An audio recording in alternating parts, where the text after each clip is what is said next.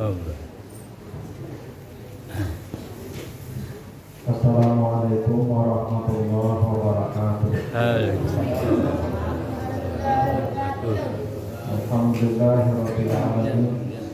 Wassalatu wassalamu ala asyrafil anbiya'i wal mursalin wa ala alihi wa ashabihi ajma'in. Bapak Ibu kaum muslimin jamaah subuh yang dimuliakan Allah, kembali kita bersyukur kepada Allah atas segala karunia-Nya. Salawat dan salam untuk Nabi kita Muhammad sallallahu alaihi wasallam. Bapak Ibu yang saya muliakan, pagi ini kita akan bahas surat An-Nazi'at ayat 1 sampai 4. Kita baca ayatnya. A'udzubillahi minasyaitonirrajim. Wan nazi'ati gharqa wan nasyitati nashta was-sabihati sabha fas-sabiqati sabqa. Demi malaikat-malaikat yang mencabut nyawa dengan keras. Demi malaikat-malaikat yang mencabut nyawa dengan lembut. Demi malaikat-malaikat yang turun saling menjauh. Demi malaikat-malaikat yang turun berlomba saling mendekat. Nah, itu arti sederhananya surat An-Nazi'at ayat 1 sampai 4.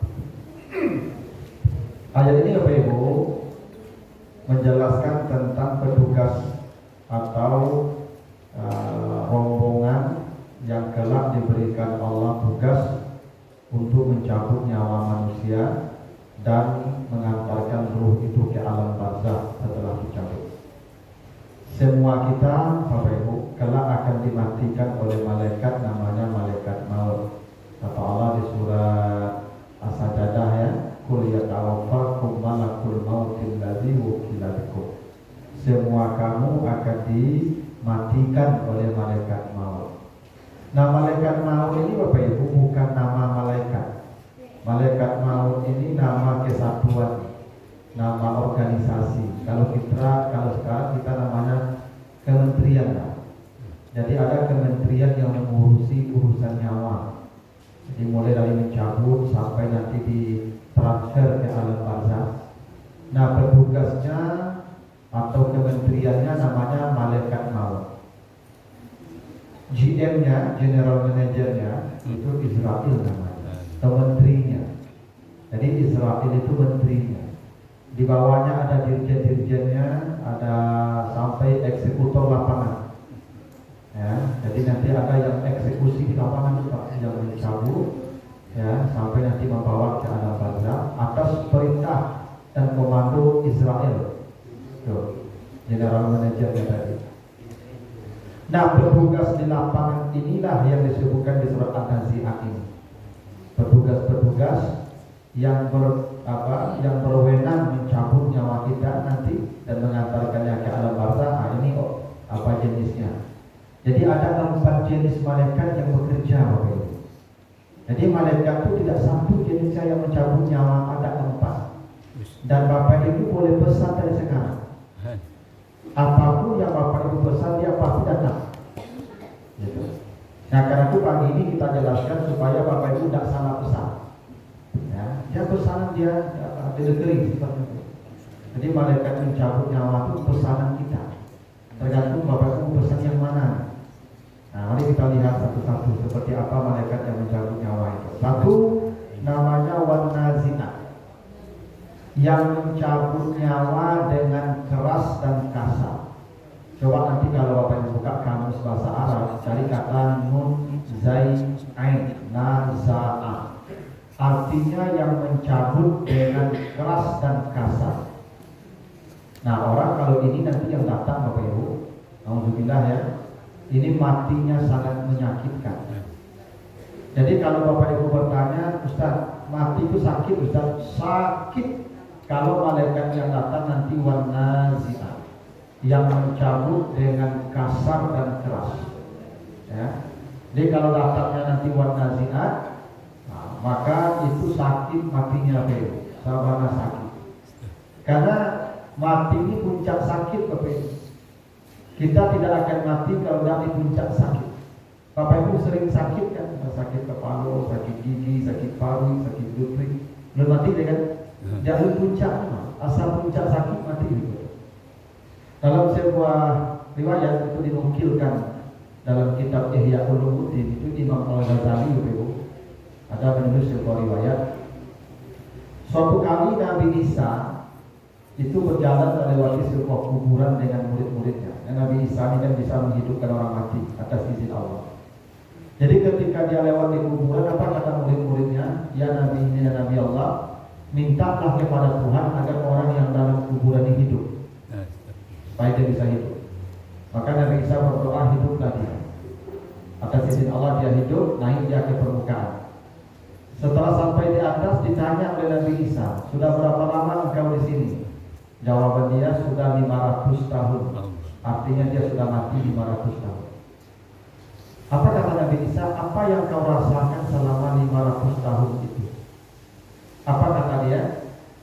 Rasa mati dulu sampai sekarang sakitnya belum hilang. Dan sedih, sudah 500 tahun itu sakit mati itu rasanya belum hilang katanya. Begitu sakitnya mati itu. Kalau yang datang menazikan siapa mereka yang merasakan mati yang sakit ini, nanti baca surat Al-Anfal 50. Surat Al-Anfal ayat 50. Kata Allah, walau tara iz yatawaffal ladzina kafaru al-malaikatu yadribuna wujuhahum wa adbarahum. Andai kamu bisa melihat, andai, tapi kamu tidak akan bisa melihat, kata Allah.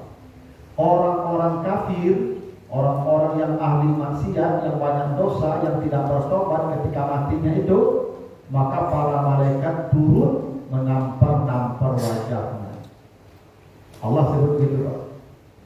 Ada orang ketika proses matinya itu, para malaikat turun menampar-namparnya. Tapi kamu tidak bisa melihat, dan memang kita tidak bisa melihat. Kalau dalam surah Al-Waqiah kata Allah ayat 83-85, walaupun faiza balagatil halwalau la iza balagatil hulqum, ketika nyawanya ditarik sampai ke tenggorokan, wa nahnu aqrabu ilaihi minkum walakin la tubsirun. Ada petugas-petugas yang sedang bekerja yang lebih dekat kepada dia dari kamu yang duduk dekat dia. Tapi kamu tidak bisa melihat siapa mereka yang bekerja. Kita tidak bisa melihat lebih. Jadi ada orang ditampar-tampar malaikat. Ya, nauzubillah. Maka boleh jadi kalau ada orang di kamar itu melengah-lengah untuk kita apa? Nah, mungkin sedang kali tampar itu. Tapi jangan jadi fitnah. Aku lagi suruh juga nampak orang di kamar itu lengah-lengah kan aku udah jadi ustaz patah. Kita tidak bisa melihat lagi dan tidak tahu apa yang terjadi. Dia sendiri yang merasakan. Bahwa dia ditampar malaikat, dia yang tahu dan dia yang merasakan. Bapak Ibu, jangan bayangkan tangan malaikat sebesar tangan kita ini. Coba baca nanti surat Al-Mulk ya. Ayat berapa? 9-10. Kullama ulqiya fiha faujun. Itu Allah menceritakan malaikat Zabaniyah ya, malaikat penjaga neraka. Jadi orang kalau masuk neraka nanti kata Allah, malaikat melemparkan dia ke neraka bukan satu-satu, bukan. Manusia itu kalau dilemparkan ke neraka faujun, satu rombongan. Yang kata Nabi, satu rombongan yang digenggam malaikat itu 4.000. Padahal kamu lebih ribu Pak, sampai basic stadion itu. Dan jangan pula Bapak Ibu membayangkan orang kalau masuk neraka badannya sebesar-besar kita. Nah, hadis Bukhari kata Nabi, orang ketika hendak dimasukkan ke neraka, badannya dibesarkan sebesar-besarnya hingga tilsuhu mislal Uhud, sampai satu giginya sebesar bukit Uhud. Sekarang kapalur Pak, satu giginya saja sebesar bukit Uhud. Kecuali bantuan masuk neraka Pak. Buruk gigi sekarang bukit Uhud. Bapak digadangkan badannya sekarang tuh supaya gampang mengazab. Orang kalau badan mau gadang Pak, dipincang saya waktu disibak karena ini. Ya, tapi kalau ketik badannya Pak ngomong-ngomong jadi kok lari-lari gitu kok liar gitu. Ya, maupun dikadangkan badan segadang-gadang ya, Pak. Supaya mudah mengazab, supaya susah azab Rasul ini. Ya. Itu yang kadang-kadang itu hampir 1000 faujud kadang-kadang orang kalau masuk neraka itu zumara namanya. Wasiqal ladzina kafaru ila jahannam zumara. Mereka masuk neraka itu serombongan. Nah itu yang kamu nampak nih. Coba bayangkan dasarnya itu yang kamu nampak. Gak terbayang dalam sakit itu ini. Na'udzubillah. Jangan ini yang dipesan nih. Jangan Bapak Ibu pernah pesan buat nazi'ah. Ya. Kalau ada dosa sekarang tobatlah cepat. Kalau tidak nanti nazi'ah datang tuh. Tanpa apa itu. Ayo lah. Tidak bidayu cukup. Angkat angkat. Nah, tapi ada yang kedua, warna syitat. Kalau Bapak Ibu buka kamus, dari kamus nanti buka kata nun syata, nasyata. Artinya aktif dan rajin. Jadi nasyata itu rajin nanti. Apa ciri orang rajin? Tidak perlu disuruh. Orang rajin tidak perlu disuruh. Jadi ada malaikat turun mencabut nyawa dia sendiri tidak merasa dicabut, dia sendiri yang berjalan. Ada orang ketika mati itu tidak tahu kalau dia sudah mati. Dia sendiri tidak tahu kalau dia sudah mati. Inilah Bapak Ibu tidur. Tahu nggak Bapak Ibu tidur? Enggak. Kita rasa kemana-mana. Tiba-tiba pas bangun tidur baru kita tahu kalau kita tidur. Enak? Tak kalau kamu tadi ya. Baru kita tahu. Mati persis seperti itu. Jadi Bapak Ibu tidak tahu kalau sudah mati. Tak tahu. Kita rasa berjalan-jalan kemana-mana padahal kita sudah mati. Nanti baca surat Al-Baqarah 259. Uzair dimatikan Allah 100 tahun. Hancur semua badannya. Lalu Allah hidupkan kembali. Setelah hidup, keledainya mesti di tanah. Ditanya, berapa lama kau di sini? Apa kata dia? Yauman aw ba'da yaumin. Saya istirahat siang saja setengah hari. Padahal dia sudah 100 tahun mati. Jadi Bapak Ibu tidak usah khawatir. Mati itu enak. Sehingga kita pun tidak tahu kalau kita mati. Pindah biasa saja, Pak. Seperti kita jalan-jalan saja. Nikmat. Jadi kalau Bapak Ibu tanya apa Ustaz? Nikmat mati Ustaz. Nikmat. Kalau pada sifat kenapa? Tidak ada yang paling nikmat kecuali mati itu. Cuma lah itu video itu. Kalau di tubuh ya mari dapat. Saya ulah ini. Itu kenapa kematian disebut sakaratul maut. Sakarat itu dari kata sakar. Sakar itu artinya manis, bukanlah kamu. Sakar manis artinya. Itu mau gulu bahasa Arabnya gula, bahasa Arabnya sukar. Jadi bahasa Inggris sugar. Sakar bahasa Inggris. Kenapa kematian disebut sakaratul maut? Karena mati itu nikmat indah. Nikmat mati Pak. Kalau Bapak takut mati tidak ada cumbu itu. Begitu terasa tidak ada sakitnya Pak. Siapa mereka yang merasakan mati yang nikmat ini? Baca surat Fussilat ayat 30. Ya, surat Fussilat ayat 30. Apa kata Allah? Innal ladzina qalu rabbuna Allah tsumma istaqamu tatanazzalu alaihimul malaikatu alla takhafu wa la tahzanu wa abshiru bil jannati allati kuntum tu'adun. Orang-orang yang beriman, alhamdulillah kita semua sudah masuk Pak. Karena kita beriman. Satu kaki kita sudah ada. Kalau mati muda, mati yang ringan sudah masuk kita satu Pak, kaki kita. Sumastaqamu, lalu dia istiqamah dalam satu amal. Jadi ada satu amal yang kerjakan kata Allah secara permanen. Amal itu tidak pernah berhenti, dia kerjakan sampai mati. Ketika kematiannya datang kata Allah, turun pula para malaikat. Tapi bukan menampar-nampar. Untuk apa malaikat turun menghiburnya. Jangan kau takut, jangan kau sedih. Diperlihatkan surga. Wa absyiru bil jannah, ini surga yang akan kau dapat. Begitu dia sedang asik memandang indahnya surga, dia pun berjalan tanpa dia tahu kalau dia sudah mati. Nikmat bukan. Syaratnya apa? Iman satu, istiqamah satu. Mulai pagi ini, Bapak Ibu, saya juga tolong cari satu amal yang kita bisa permanen sampai nanti mengerjakannya. Karena Nabi pernah ditanya, ya Rasulullah, ayul amal ahabu ilallah. Apa amal yang paling dicintai Allah? Apa amal yang paling dicintai Allah? Apa jawaban Nabi? Adwa muhawain kalla. Amal yang sedikit, yang kecil, yang ringan, tapi dilakukan secara terus-menerus. Itu yang paling dicintai Allah.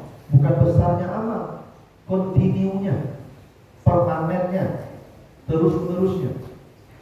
Saat kamu bersedekah, baik. Tidak usah kadang-kadang Pak Ibu. 2.000 saja setiap hari, 2.000 sampai mati. Kecuali jatuh miskin. Coba Bapak Ibu kerjakan mulai hari ini, rasakan mati besok. Nggak percaya? Kalau jalan, ambil baca Quran Ustaz, baik.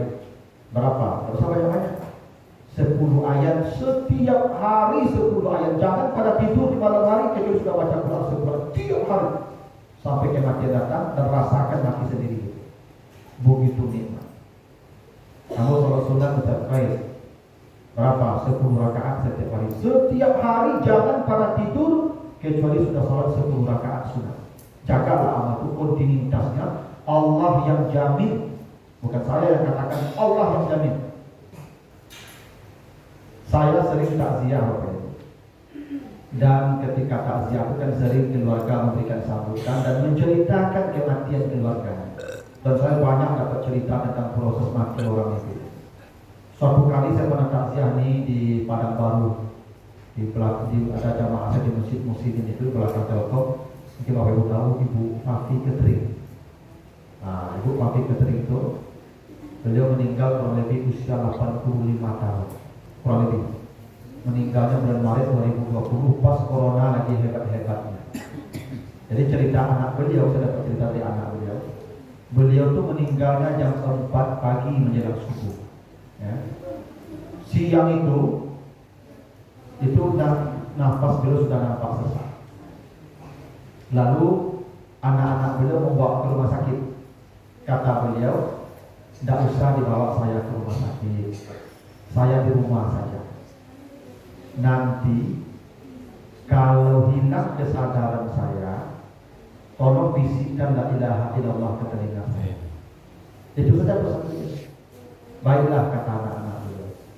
Nah, akhirnya di rumah, ya di rumah. Jam 3 pagi itu nampak wajah beliau sudah berubah kuning. Tapi beliau masih belum hilang kesadaran. Beliau panggil anak beliau, nah kumpul anak-anak. Apa mah? Tolong buka semua pintu rumah kita. Kalau beliau begitu, tolong buka semua pintu rumah kita. Apa kata anak beliau? Ma, kalau buka pintu rumah awak pagi jam 3. Apa kata beliau? Itu banyak tamu di luar itu, suruh masuk. Kalau beliau begitu, banyak tamu di luar, suruh masuk. Kata anaknya, Mas, waduh apa tamu jam 3 pagi, Mas? Kata beliau, buka sajalah pintunya, suruh masuk. Akhirnya apa tuh? Buka pintu semua. Setelah buka pintu, apa kata beliau? Tolong hidupkan semua lampu yang ada di rumah kita. Bapak betul, Mas. Tetamu awak di dalam rame-rame itu mati lampu, kalau sadar awak. Duduk. Setelah itu beliau minta miring ke kanan, tolong miring ke nama ke kanan lah. Miring ke kanan seperti dalam lahat itu. Setelah miring, beliau mengucapkan sendiri begitu. La ilaha illallah Muhammadur Rasulullah. Meninggal tanpa satu detik pun kesadaran hilang sampai akhir hayat beliau. Apa kata anak beliau, Pak Ustaz? Ibu ini sejak bapak meninggal beberapa tahun yang lalu, beliau tidak ada urusan dengan dunia lagi. Setiap 3 hari, bertahun-tahun itu, setiap 3 hari khatam Quran. Artinya 1 hari 10 juz. Itu bertahun-tahun beliau lakukan. Terakhir yang menjelang mati ini mengatakan, kami yang menamakan kelas sesak nafas. Baru saya ingat ayat tadi itu, orang yang istiqamah dalam satu amal, turun para malaikat menghiburnya. Yang kita tidak lihat, dia lihat. Maka suruh masuk tadi kita. Nah, ini bukan ya janji pasti Pak Ibu. Tinggal kita mau saja merencanakan istiqamah. Dan begini juga, Bapak Ibu kalau tidak bisa istiqamah dalam amal aktif, bisa istiqamah dalam amal pasif. Sedekah itu amal aktif namanya. Salat malam itu, salat sunat itu amal aktif. Ya, baca Quran amal aktif. Ada amal satu lagi yang lebih hebat, amal pasif. Apa itu? Sabar. Bapak Ibu, ada hal-hal yang tidak menyenangkan hati kita mampu menahan secara permanen. Aku tahan, aku sabar, aku tidak akan bergejolak. Kalau ada Bapak Ibu begitu, matinya mudah juga. Karena amal yang paling besar itu sabar. Nanti baca di surah Az-Zumar ayat 10, innama yuwaffas-sabiruna ajrahum bighairi hisab. Orang yang sabar itu justru pahalanya yang paling besar kata Allah. Saya punya cerita juga begitu, kisah nyata itu. Ya, di Pasikandang itu saya takziah ke jamaah saya di sana. Lalu cerita istrinya, jadi bapak itu istri suami ibu itu meninggalnya pas lagi bicara sama anak-anaknya di kursi. Ya, satu keluarga sedang bincang-bincang bertanda-tanda di kursi. Lalu tiba-tiba beliau sesentak begini, la ilaha illallah Muhammadur Rasulullah. Lalu dia ke belakang dan meninggal saat itu di kursi itu. Tidak ada yang menduga akan meninggal Pak. Lalu kata ibu ini, Pak Ustaz, bapak ini, Masya Allah, yang tidak bisa kami contoh mungkin dari beliau, yang sulit kami sampai hari ini menerima apa ajaran beliau itu. Bukan tidak mampu tapi sulit. Apa itu? Jadi beliau katanya sudah puluhan tahun tinggal di komplek itu. Dan dapat tetangga, Masya Allah. Jadi tetanggaku cucuran atau rumahnya, notembak ke tembok apa gitu. Coba, kok hujan begini Pak? Itulah lambung rumah Pak. Istrinya saya Pak Ustaz, setiap hujan akan datang ke rumah orang tetangga itu ngajak dia lemong ini, supaya dia tahu rumah saya basah dengan dia. Apa kata suami saya? Jangan pernah melaporkan atau komplain ke tetangga kita. Kenapa? Dia pasti tahu kalau atap rumahnya ke tembok kita. Pasti tahu dia. Dan atap rumah itu direncanakan, beliau tidak bertahu-tahu. Dan dia juga pasti tahu kalau atap itu ke tembok lembab, pasti dia tahu juga. Tapi kalau itu kebahagiaan dia, jangan ganggu bahagia dia. Biarkan dia dengan bahagia dia. Kita perbaiki saja rumah kita. Sampai mati, ibu itu tidak boleh komplain ya Pak. Tuh sabar ibu, tuh istiqamah juga, tuh matinya mudah. Menahan hal-hal yang tidak menyenangkan kita. Istiqamah juga tuh. Makanya ibu, kok aku kali sarenge di apa, di hari kali sarenge, ibu tahan sih. Dan kawan kita. Iya, aku tidak salah loh, saya seringnya saja. Aku kamar ini dah, aku kamar mak ayo, aku dia tidak kalau ayo. Ayo, mau yang Jawa itu payah nanti disuruh. Ibu dan suku menjauh itu mati payah. Saya kalau ibu tahu tak siapa wanita pertama yang melihat surga sebelum mati? Istri Fir'aun. Baca surat At-Tahrim ayat 11. Istri Fir'aun itu wanita pertama yang ketika akan mati Allah perlihatkan surgamu. Apa amal dia? Dia tidak salat tahajud, dia tidak puasa Ramadan, dia tidak haji dan umrah, tidak ada. Apa amal dia? Dia sabar dapat suami Fir'aun. Nyusipak, mau lapak, mau pijak, tiuari. Tapi istri Fir'aun tidak pernah melawan, tidak pernah menjawab, tidak pernah curhat, tidak pernah update status. Karena ibu ini kalau bercakap, suaminya update status harus kejam dirimu. Bacur orang sedunia. Maka zaman kini juga kalau bercakap di orang rumah, kalau ancam capek minta maaf. Sebelumnya update status. Kalau update status habis Pak. Jadi istri Fir'aun hanya menahan diri dapat suami Fir'aun, rupanya tak tanggung penderitaannya seorang. Tapi nyata hati hanya berdoa kepada Allah. Yang doanya diabadikan di surat At-Tahrim tadi. Apa doanya? Rabbi bani li'indaka baitan fil jannah. Ya Allah, bangunkanlah saya istana di surga. Itu doa istri Fir'aun itu.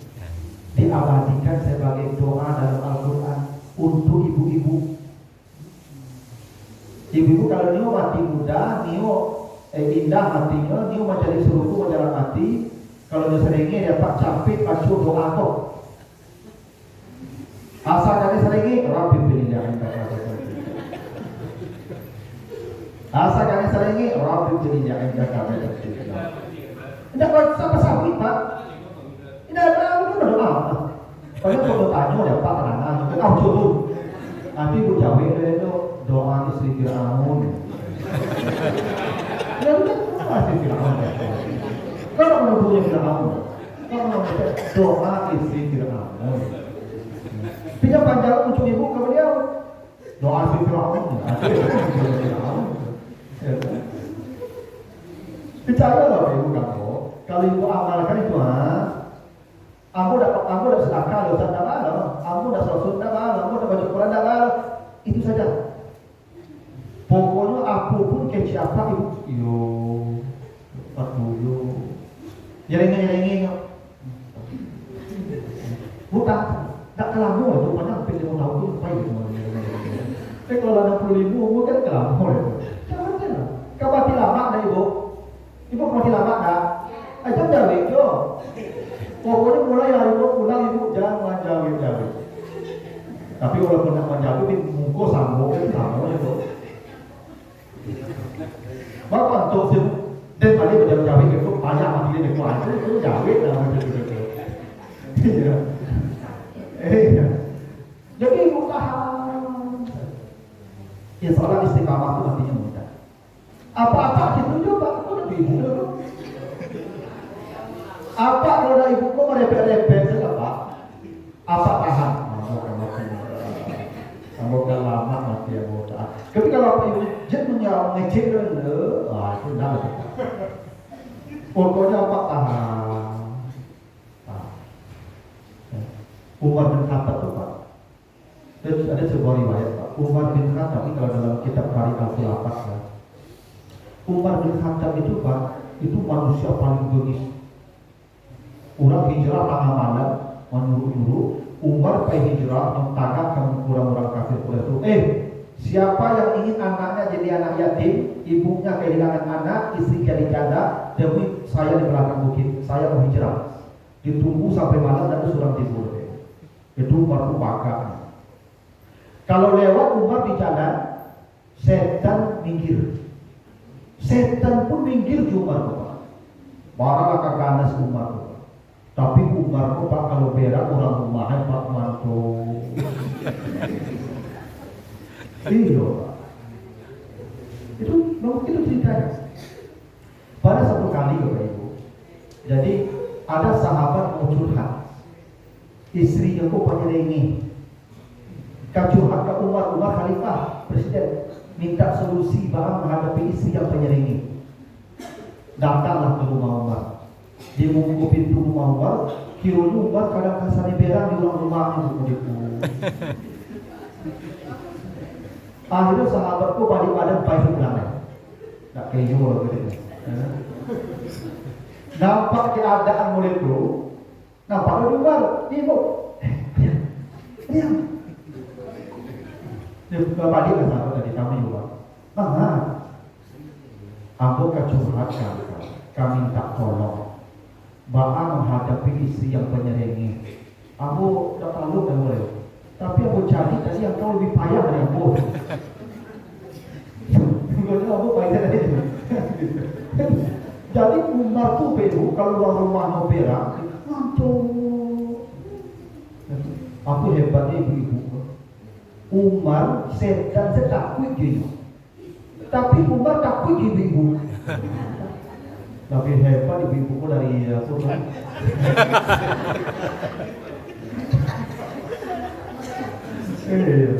Lebih dasar. Saya menghindar lewat ke Pak Umar. Ibu-ibu, itu bilang-bilang coba. Ya. Dan Umar tuh kalau ditanya kalian Amirul Mukminin, bang kau kok antuk jadi bilang istri. Apa kata Umar itu? Marah dia belum sebanding dengan lelah dia merawat anak-anak saya dan saya. Belum sebanding marah dia dengan lelahnya dia merawat anak saya dan saya. Marah dia tuh akumulasi dari beban berat dia. Tiap hari beban berat dipikunya dan marah itu luapannya. Saya biarkan dia meluapkan itu. Bukan saya tidak bisa memarahi dia. Kalau Umar udah cuma tidur. Cuma Umar tahu perempuan itu biarkan dia marah. Kalau marah, berapa Pak ibu-ibu kok? Padahal itu sekarang ada bilang, tapi ngantuk, sudah panik, kan ngantuk. Ya kan, ngomong tapi kecap itu saya, kita mencuci dia. Ini nggak punya hubungan. Itu udah kamu loh, mas, setengah jam itu. Nggak panik kan, nggak ada melawan, apa ngantuk, saya udah itu. Lalu, aku nyampe sapu, baru nyampe. Cuma ada saya. Nah itu. Di samping ini udah sampai lawan, awal mati udah mati. Jadi kok dari ibu ya atau bapak ya mas, istiqamah.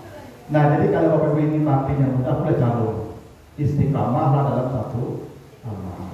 Nah dua baru ibu sampai mas, dua lagi besok lah barang.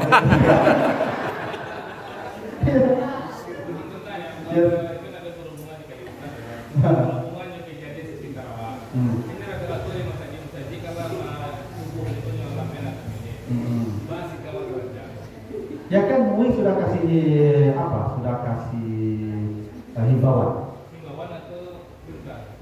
MUI surga baru Pak, yang lain itu.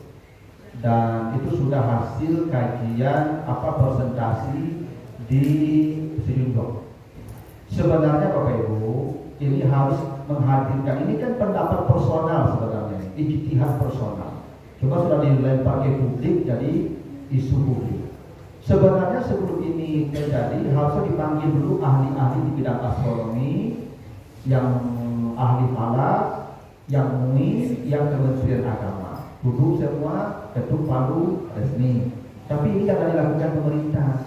Maka kata saya kalau sudah MUI sudah kasih himbauan, undurkan saja seperti himbauan MUI 8 itu. Tidak apa-apa. Imsak pakai saja waktu yang lama, tidak apa-apa. Imsak pakai waktu yang lama. Atau lu pakai waktu yang juga kan ijtihad. Yang waktu lama juga ijtihad, Pak. Ijtihad. Waktu yang baru juga ijtihad. Dua-duanya ijtihad. Selama berlandaskan kepada ilmu pengetahuan, dalil-dalil yang sahih, ikuti saja. Tidak ada yang salah. Kalau salah dapat pahala satu, kalau benar dapat pahala dua. Jadi menurut saya kalau sudah ada himbauan ini ikuti saja lah, karena itu representasi kita. Undurkan saja 8 menit. Tidak apa-apa. Menurut saya begitu. Baiklah Bapak Ibu, itu ya. Ada bapaknya Ibu ini enggak ya? Mulai berikut dia menjawabnya ya. Assalamualaikum warahmatullahi wabarakatuh. Waalaikumsalam warahmatullahi wabarakatuh.